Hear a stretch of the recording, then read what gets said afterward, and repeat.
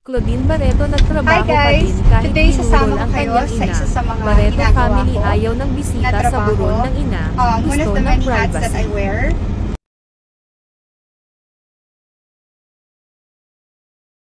Ipinakita ni Claudine Barreto ang tunay na kahulugan ng profesionalismo ng pumanaw noong Huwebes ika-29 ng Enero taong 2026, sa edad na 89 ang kanyang ina na si Estrella, Inday, Barreto. Kahit labis na nagdadalamati, pumunta pa rin siya sa taping ng Tutoy Bato, ang action drama series ng Viva Television na napapanood sa TV5. Cast member si Claudine ng Tutoy Bato at may sapat na dahilan ang aktres para hindi sumipot sa taping. Pero dumating siya sa set at maayos na ginampanan ang kanyang trabaho.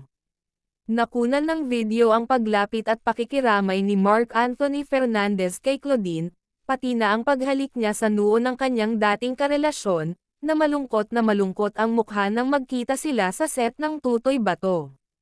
Ilang oras pa lamang iyon matapos sumakabilang buhay ang ina ng aktres.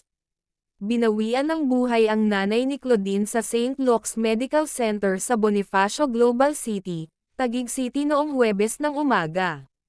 Nakaburol ang mga labi ni Inday Barreto sa Heritage Park, Taguig City mula ika-31 ng Enero hanggang ika-1 ng Pebrero.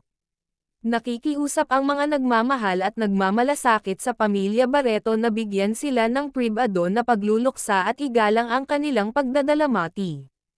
Isa itong mahalagang paalaala sa mga miyembro ng media na nagbabalak na magsadya sa Heritage Park para sa news coverage nila.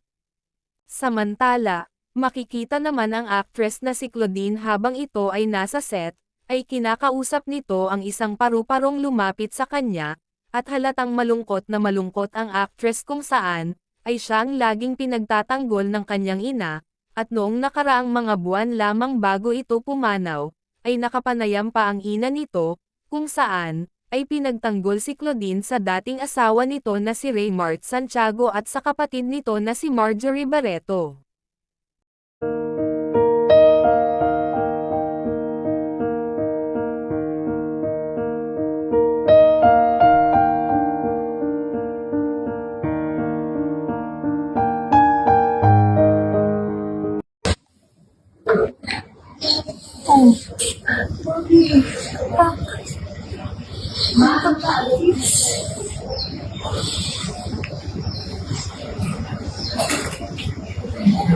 He's gonna come back.